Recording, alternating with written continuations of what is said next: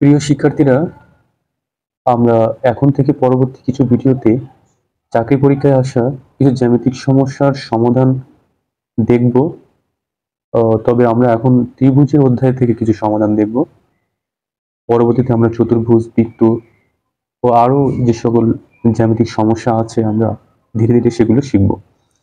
তো দেখেন, এখানে প্রথম যে প্রশ্নটি আছে, কোন তিনটি বাহু দিয়ে ত্রিভুজ গঠন করা যাবে না? এটি চাকরি পরীক্ষায় আসা খুব গুরুত্বপূর্ণ একটি প্রশ্ন।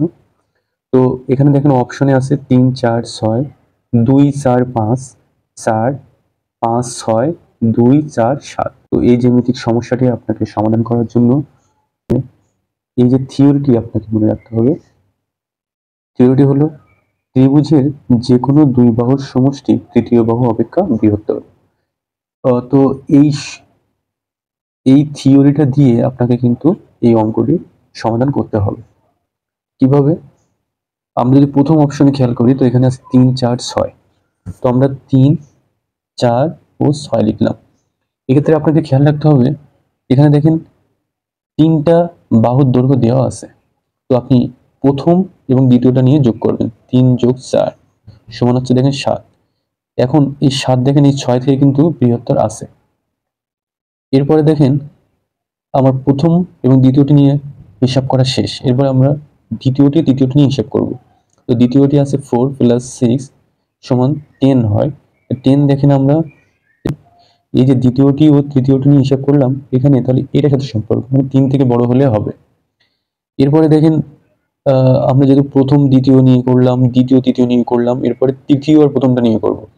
তো এখানে ৬ যোগ যদি আমরা ৩ করি তাহলে ৯ হয়। তো আমরা যেহেতু তৃতীয়টা এবং প্রথমটা নিলাম, সেহেতু এটা দ্বিতীয়টার থেকে বড় আছে কিনা দেখেন, এখানে কিন্তু সবগুলো ক্ষেত্রে সঠিক হয়েছে।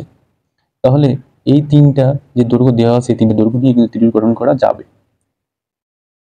তো একইভাবে যদি আমরা এই যে ২, ৪, ৫ আছে এটা নিয়ে হিসাব করি, তাহলে দেখুন প্রথম দ্বিতীয় মানে ২ যোগ ৪ সমান হচ্ছে কিন্তু ৬, এটা ৫-এর থেকে বড় আছে। দ্বিতীয় তৃতীয় মানে ৪ যোগ ৫ ৯, এটা কিন্তু ২-এর থেকে বড় আছে। এবার তৃতীয় আর প্রথম মানে ৫ যোগ ২ সমান ৭, এটা কিন্তু এই ৪ থেকে বড় আছে।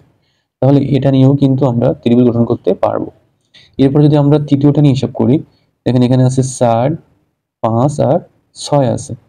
তো ৪ যোগ ৫ যদি আমরা করি তাহলে সেক্ষেত্রে আমরা পাই ৯, সেটাও কিন্তু ৬ থেকে বড় আছে। এবার দ্বিতীয় তৃতীয় তার মানে ৫ যোগ ৬ সমান হচ্ছে ১১, সেটা কিন্তু এই প্রথমটা থেকে বড় আছে। এরপর যদি আমরা তৃতীয় আর প্রথমটা নিই তাহলে ৬ যোগ ৪ সমান ১০, সেটা কিন্তু এই ৫ থেকে বড় আছে। তো এখানে দেখেন আমরা কিন্তু এই ৪, ৫ এবং ৬ দিয়েও কিন্তু ত্রিভুজ গঠন করতে পারবো। এরপর যেটা আছে সেটা হলো আমাদের ২, ৪, ৭। তো ২, ৪ আর ৭ নিয়ে যদি আমরা হিসাব করি, তো দেখেন এখানে প্রথম দ্বিতীয় তার মানে ২ যোগ ৪ সমান হচ্ছে কত? ৬। তো প্রথম ও দ্বিতীয়টা যোগ করলাম, এটা কিন্তু তৃতীয় বাহু অর্থাৎ ৭ অপেক্ষা কিন্তু বড় হচ্ছে না। এখানে কিন্তু অসঙ্গতিটা দেখা দিচ্ছে। তো যেহেতু আমরা এই যে থিওরির সাথে এখানে মিল পাচ্ছি না, সেহেতু এই তিনটা বাহুর দৈর্ঘ্য যেটা দেওয়া আছে সেটা দিয়ে ত্রিভুজ গঠন করা যাবে না। তো এখানে উত্তর হবে ঘ নাম্বার, এই যে বাহুর দৈর্ঘ্য ২, ৪, ৭ এটা দিয়ে ত্রিভুজ গঠন করা যাবে না। আশা করি সবাই বুঝতে পারছেন।